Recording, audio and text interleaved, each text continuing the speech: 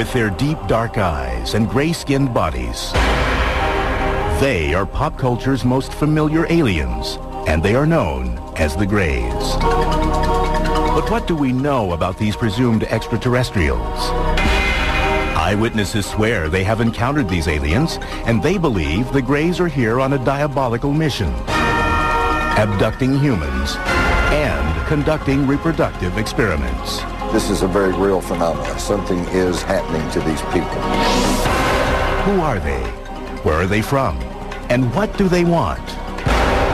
Are they real? It's good to have an open mind, but not so open that your brains fall out. Next on UFO Files, the mystery of the Greys' agenda.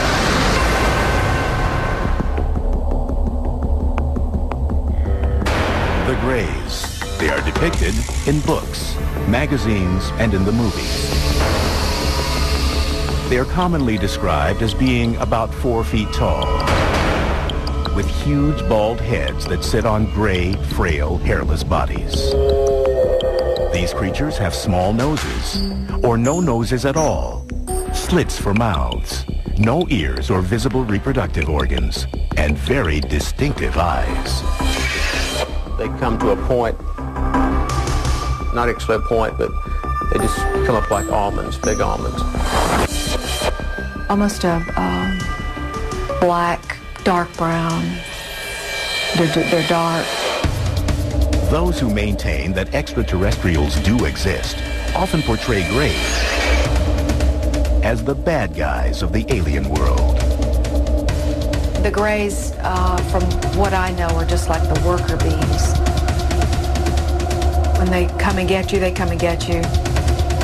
They took time out of my life and replaced it either with a blank spot or with a scary memory.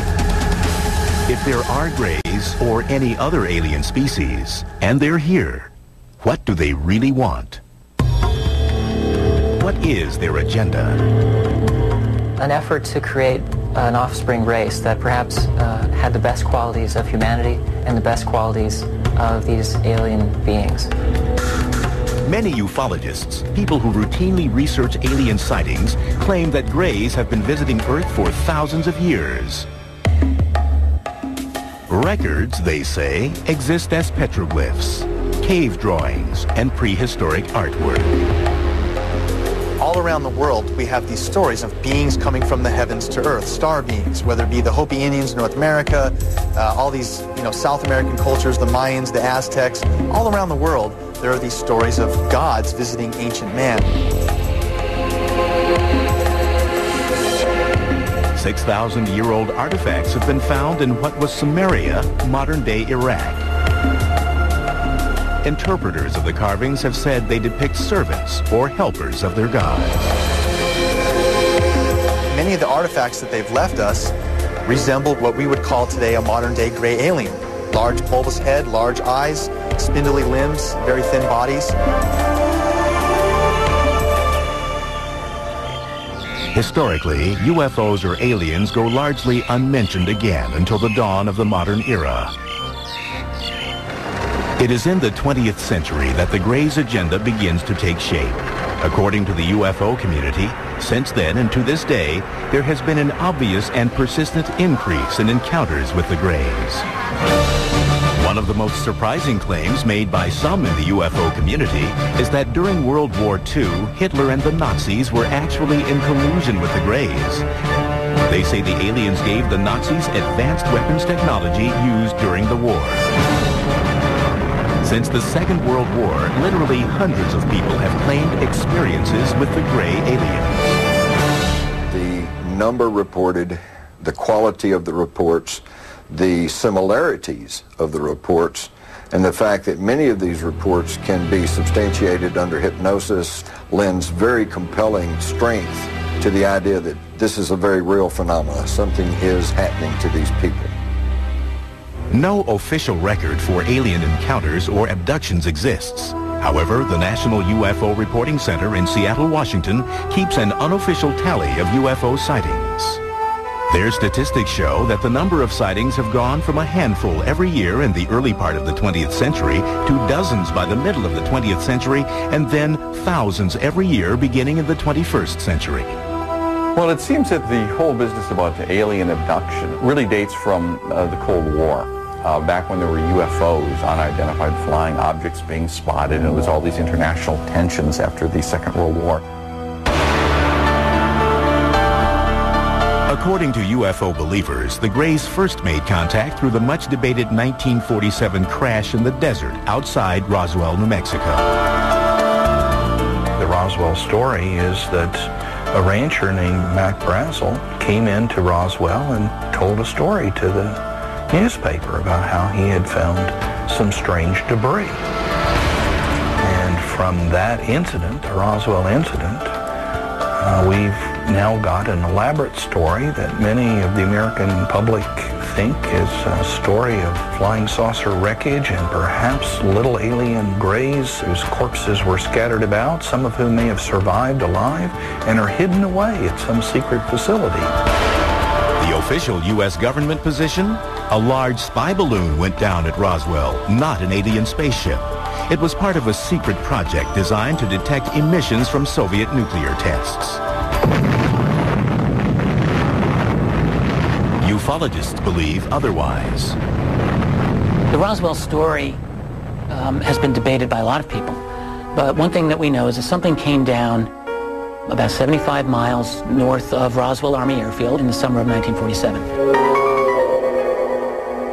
This was investigated by the 509th Bomber Unit's Chief Intelligence Officer, who was Captain Jesse Marcel.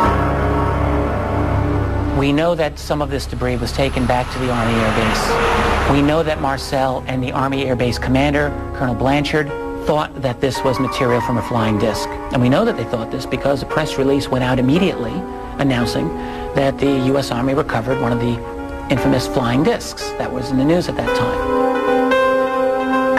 In the years since the Roswell incident, advocates argue that all contact between the Greys and the government have been kept top secret, despite repeated official government denials that a UFO crashed in the New Mexico desert.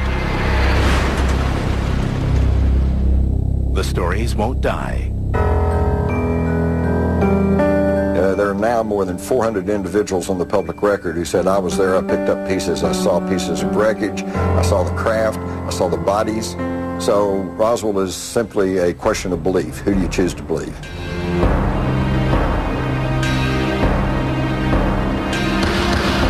Fact or fiction? UFO sightings increased dramatically after the Roswell incident. In the 1950s, movie makers soon seized on these stories, and for the first time, alien creatures appeared invading Earth with an agenda, sometimes evil. Films like The Thing and Plan 9 from Outer Space tapped into the public's fascination and fears of UFOs. The Day the Earth Stood Still warned of terrible consequences if Earth did not press forward into space as a friendly partner. Stories of abduction by an alien race called the Greys soon followed. It was only really until the 1960s that people began to believe that they were actually being abducted themselves by beings from other planets. In 1961, a New Hampshire couple became the first people in history to officially report being abducted by the Greys. The Betty and Barney Hill story, of course, is one of the abduction experiences that kind of kicked off the whole abduction phenomenon.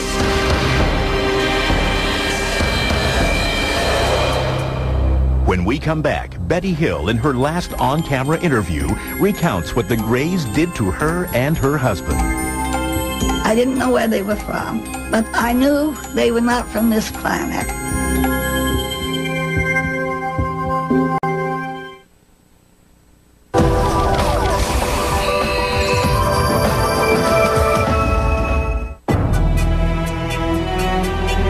The case of Betty and Barney Hill remains the seminal alien abduction tale. It stands as the first ever recorded encounter with the Greys, the most popularly noted alien species said to visit the Earth. It allegedly occurred near Portsmouth, New Hampshire on September 19, 1961. To this day, skeptics cannot dispute every detail of the story. Believers see the Hills incident as the defining moment in gray history, when the nation and the world awoke to the troubling phenomenon of alien abduction. In her last on-camera interview, the late Betty Hill shared her experience.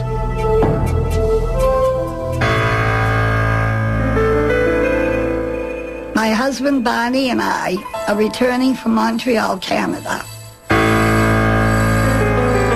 We're traveling down through the White Mountains of New Hampshire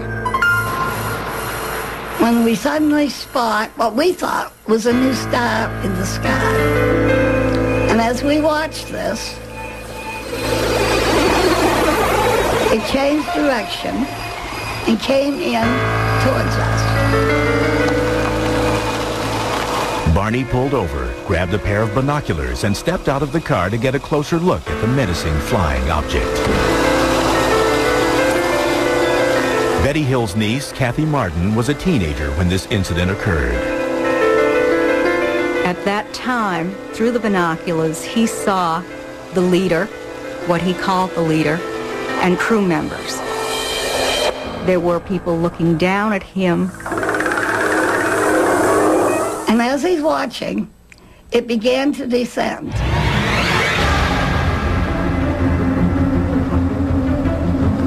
And at this point, he became frightened and ran back to the car, yelling that they were trying to capture us.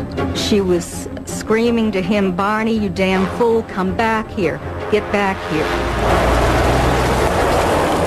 They sped off. A short while later, they heard a buzzing sound. They turned onto a logging road and stopped. There was a roadblock, and there were people in the road. The people approached the car, and they realized at that point that they were not human, that they were the people that Barney had seen in the UFO. This is where their memory lapsed. The next thing they fully consciously remembered was they were driving down the highway again, and they proceeded home. When the Hills noticed the time, they realized that about 2 hours had elapsed that neither of them could account for. That was just the beginning of a mystery that would soon unravel. For nearly 2 years after their experience, the Hills had troubling nightmares. They went to several medical specialists and eventually were referred to Dr. Benjamin Simon, a highly respected Boston psychiatrist and neurologist with an extensive background in hypnotic therapy. Dr. Simon told us these UFO people had caused us to have amnesia. And Dr. Simon removed the amnesia so that we could remember clearly all that had happened. They took us on board the craft, their craft, and we were taken into separate rooms. They were very human looking. They had 2 arms, 2 legs. The only difference basically were the facial features. The noses were very, very small. Almost no nose. Small lips, small nose. They examined my eyes, ears, nose, throat, skin, hair, and all. And then I was put on a table where they scraped my skin in an attempt to find out if our skin was alike or different. Hill says an alien conducted sexual experiments on them. They took semen from Barney. Betty may have had eggs extracted. He tried to insert a needle-like instrument in my navel, which caused pain, so he stopped doing it. And I was grateful for that. Years later, Betty Hill produced the first alleged eyewitness depiction of the Greys since ancient drawings and carvings. They portrayed the alien leader, who showed her a tantalizing clue to indicate where they came from. I asked him where he was from, and he showed me a star map.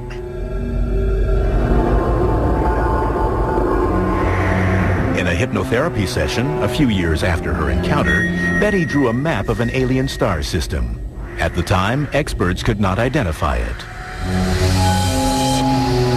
But then, in 1966, Marjorie Fish, an enterprising ufologist and amateur astronomer, became fascinated by Betty Hill's star map.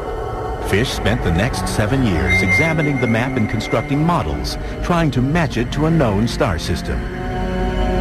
It was only later, when a new star was discovered, that they found exactly what Betty had drawn on the star map.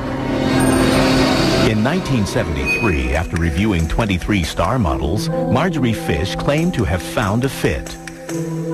She declared that Betty Hill had drawn a star system some 40 light years from Earth, Zeta Reticuli.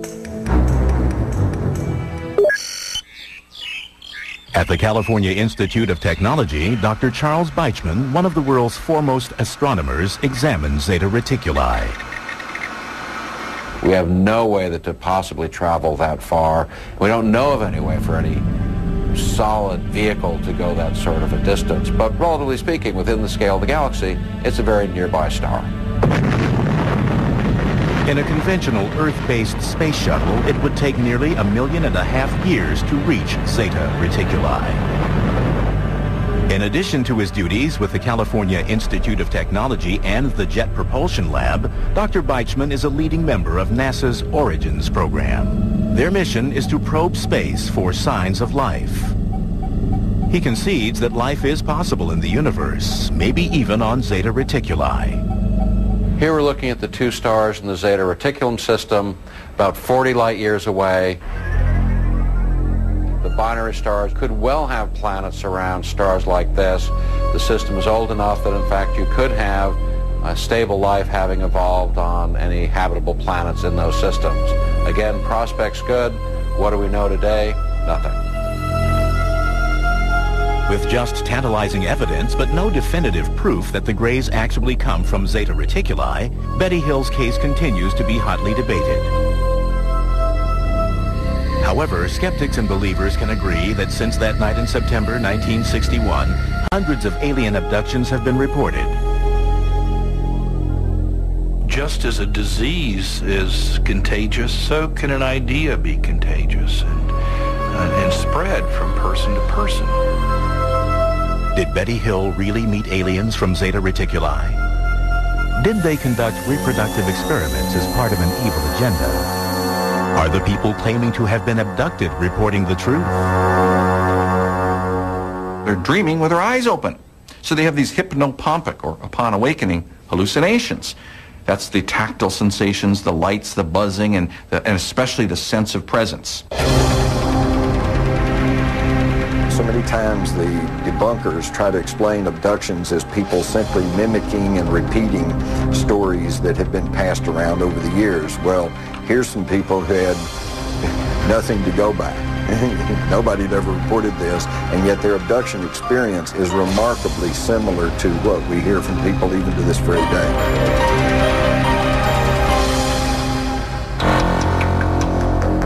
When UFO Files returns, charges that the U.S. government is conspiring to keep the true nature of the Greys' agenda from the public.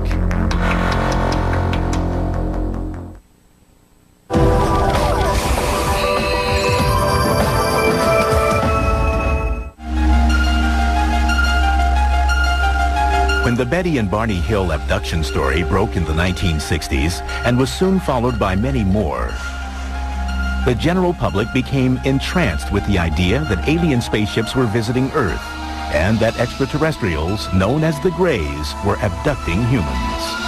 But in 1969, the U.S. Air Force dismissed the accounts in an investigation codenamed Project Blue Book. The report concluded UFOs constituted no direct threat to the United States, and reports of unidentified flying objects were the result of a mild form of mass hysteria, or, quote, war nerves. hoaxers, publicity seekers, psychopathological persons, and the misidentification of various conventional objects. There is nothing in the records which would indicate that we have been visited by any advanced civilization. With that, the U.S. Air Force declared the case closed. However, ufologists were not swayed by Project Blue Book then, and many still believe that the U.S. government has been involved in a cover-up of cosmic proportions since the Roswell case. It really has to be said that Blue Book was nothing more than a PR effort by the Air Force to explain away UFO phenomenon. I think early on in the 40s and 50s when they began to learn, they meaning the government, that UFOs, extraterrestrials were probably a reality. I think it scared them to death because, number one, they feared public panic, disruption of the social systems, religious systems, and they were loath to admit that they could not control the skies over the nation.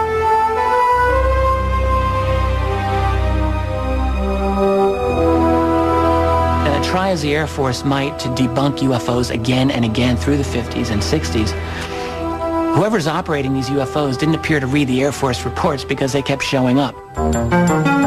Ufologists argue that Project Blue Book cannot account for a large number of cases.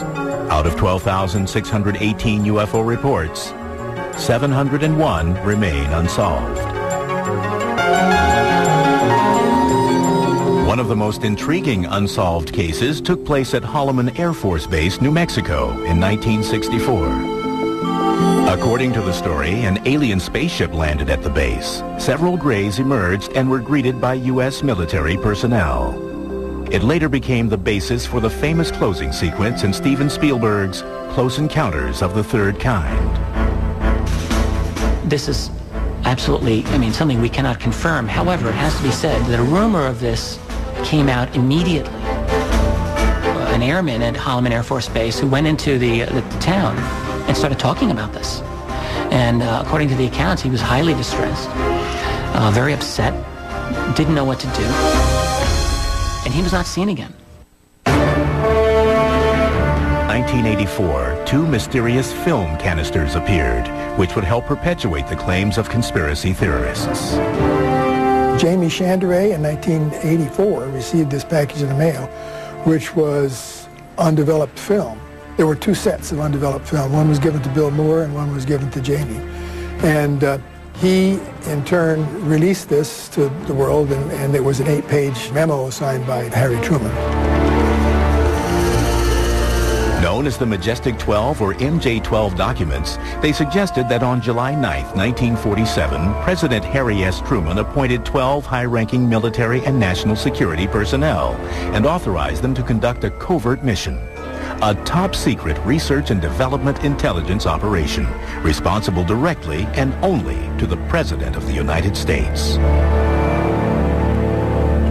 The large number of documents that I've been able to accumulate very clearly show that we have a covert program to keep from the public the recovery of a large number of crashes that include the recovery of extraterrestrials. The Majestic 12 documents detail 4 types of spacecraft that the aliens use. They include disc, cigar, circular, and triangular-shaped crafts.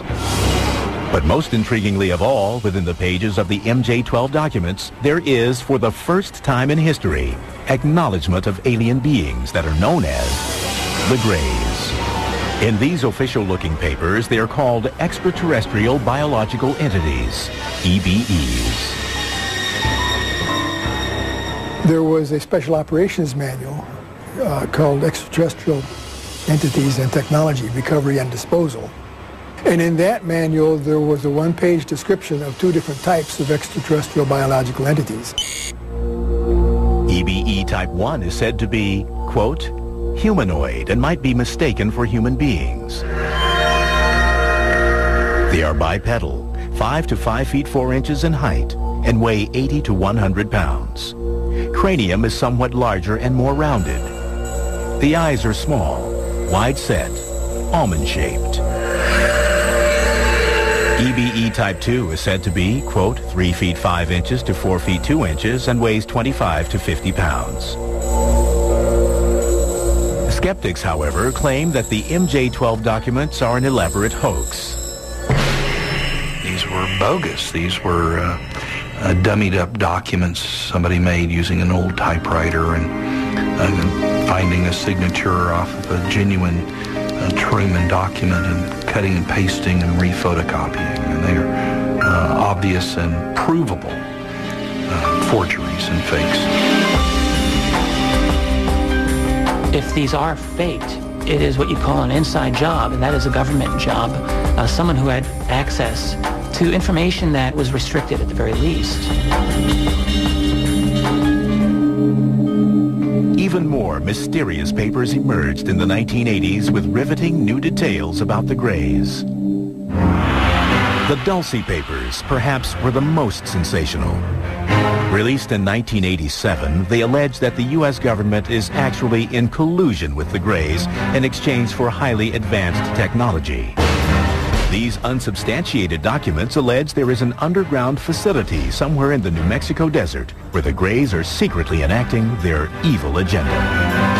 They're using us for breeding because they have fertility problems. We don't know how they reproduce.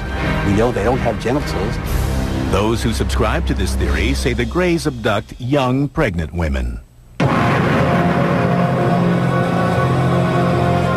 Then within the first 3 months, first trimester, the pregnancy spontaneously just terminates. There's no bleeding, there's no spontaneous abortion, there's no regular abortion, there's none of that, and all of a sudden, it stops. Believers say the extraterrestrials extract the unborn child from the victims and use them for their alien-human hybrid program. These fetuses, if you will, are somehow kept by the ETs in usually these tanks, we call them. They're kept in fluid, and then they're somehow raised to be adults.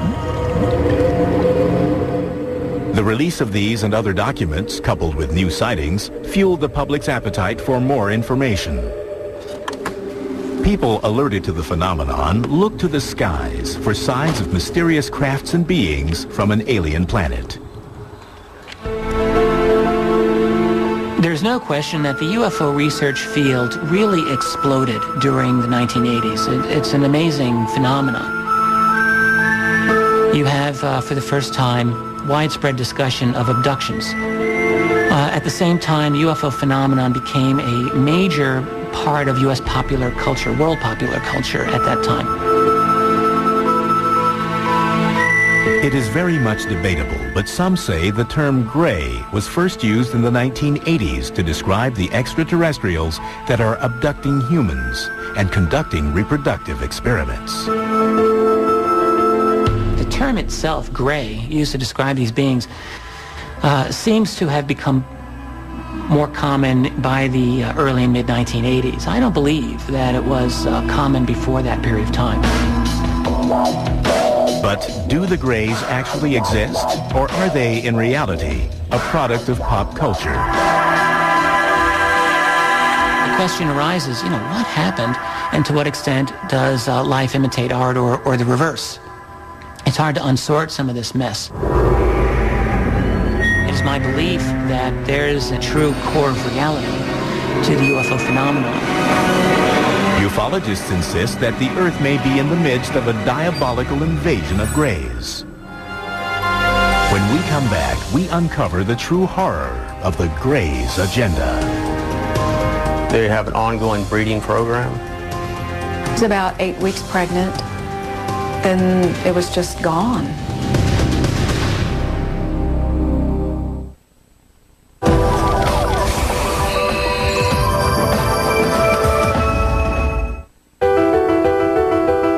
As the 21st century unfolds, the numbers of alleged gray alien abductions, according to members of the UFO community, are rising.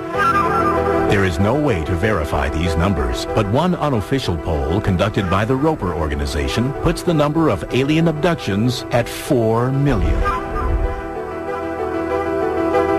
I think that the problem a lot of people have with the Greys in general is that they don't believe in UFOs to start with.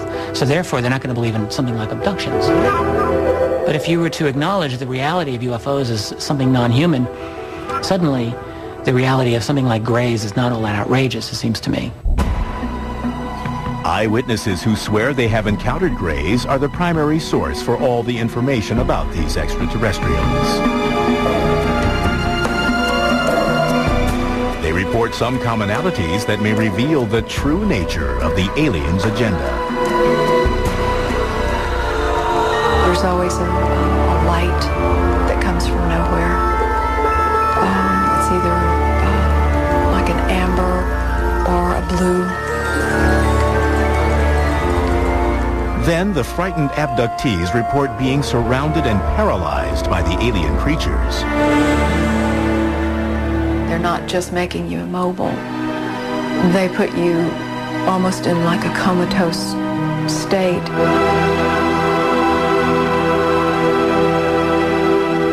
I've had occasions where I've been able to communicate with them to an extent which is a mixture of them speaking in a sense that seems to be telepathic. Some even claim the Greys will often whisk their human prize away into space. And you find yourself in, for lack of a better word, an alien environment where there's lots of light, everything is very... Poetic is almost the word to use to describe the environment because it feels very surreal. Abductees say that once on board, the Greys perform medical examinations, which some describe as being extremely painful. There were experiences which to me suggested that there was a biological, reproductive element of my experiences, and that's commonly widespread. So I'm not ashamed in reporting that. If the Greys are actually here, what's their real agenda? A lot of people think that they're coming to totally destroy us, and some people think that, and some people think that there are others coming to help us not be destroyed.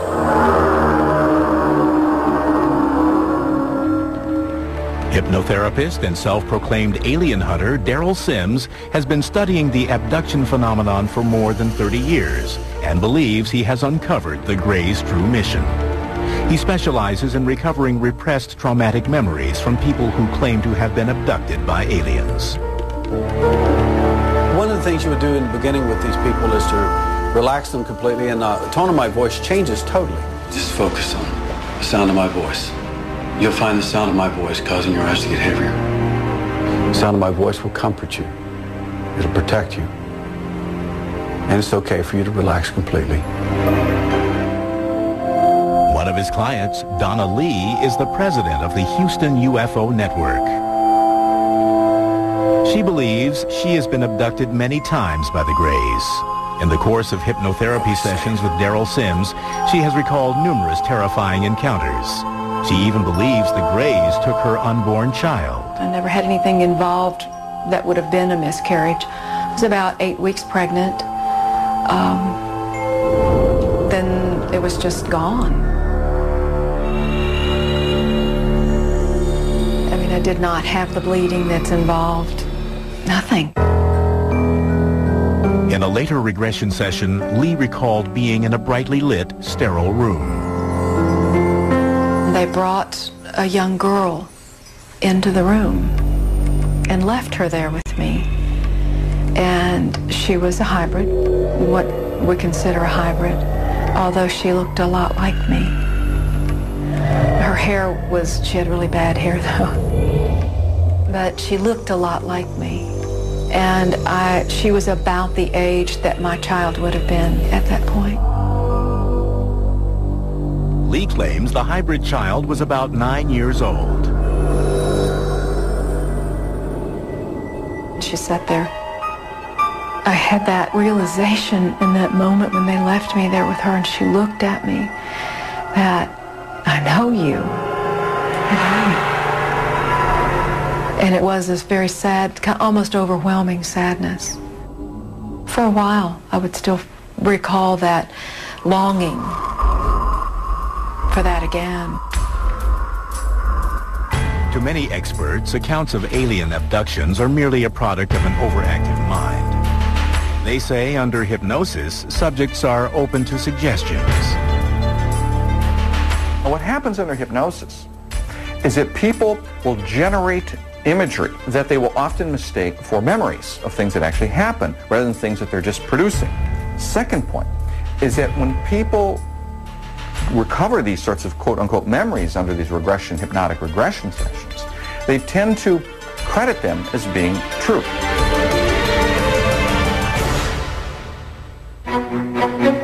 When we return, the results of a Harvard University study conducted by a team of psychologists surprises skeptics, angers believers, and sparks a controversial debate.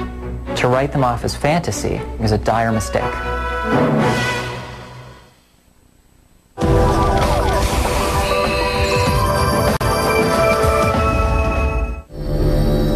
Are the earnest memories of abductees real or imagined? They come in without permission. They touch your body. They take your children. You want to scream, but I mean, my mouth is open and nothing has come out. It's paralysis, but walking paralysis.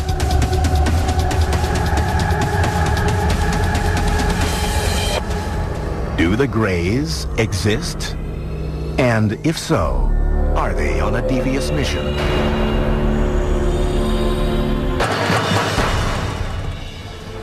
In 2003, a team of psychologists from Harvard University believed they found the answer.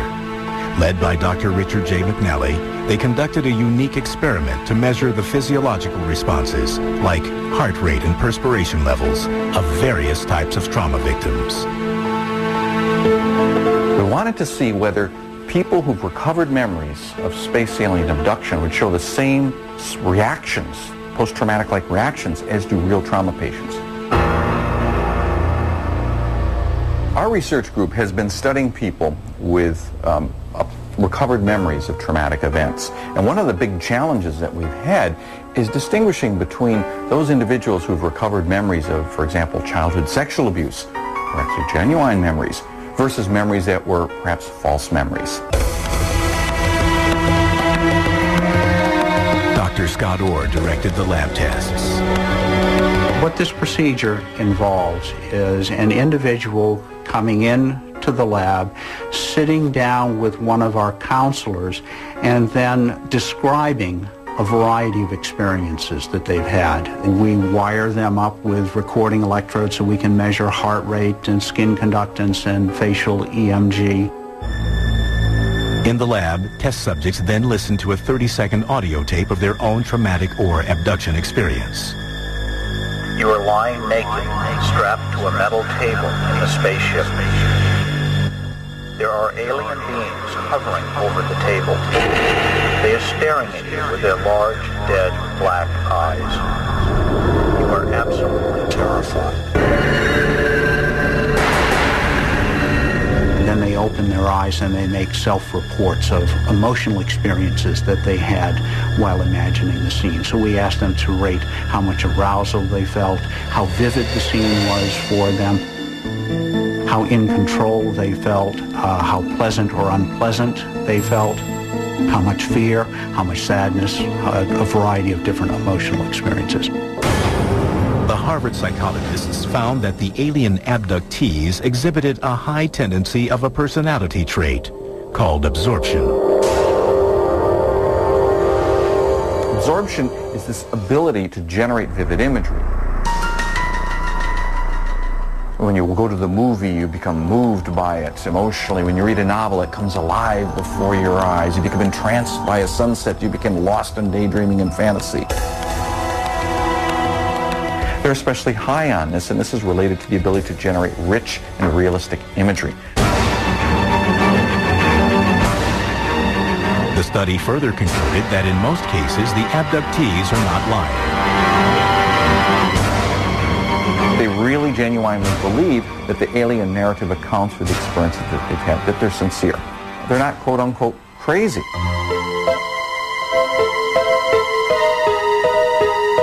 Now, these particular events are sleep paralysis episodes. These things are really normal events. They don't indicate pathology. But what happens during rapid eye movement sleep, REM sleep, the stage of sleep when we do most of our dreaming, we're entirely paralyzed. When you combine all of these things together, you have yourself a space alien abductee. However, a former McNally test subject believes the Harvard study is fatally flawed.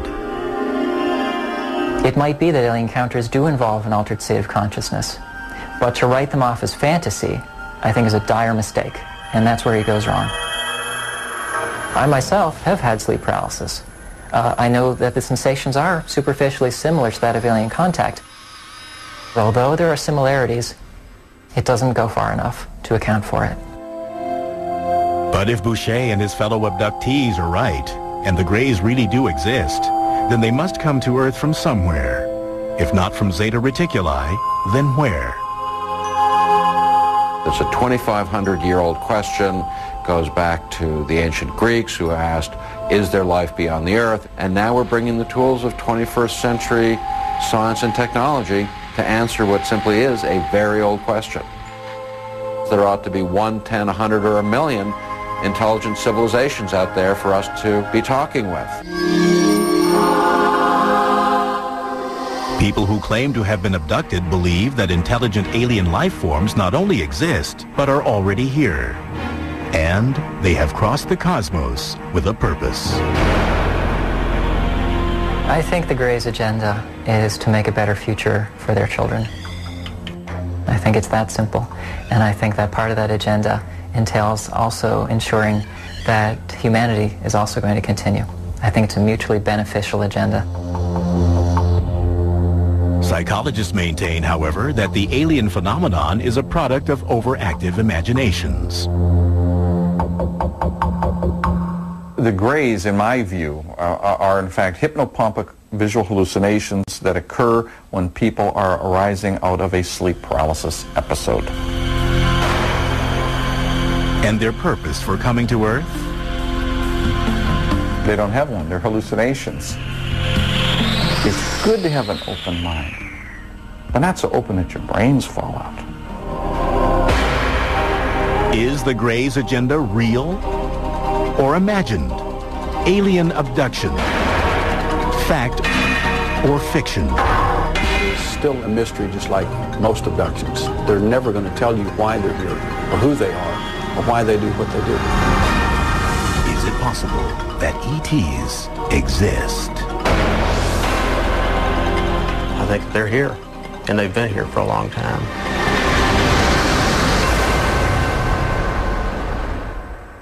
Next episode of The Revolution.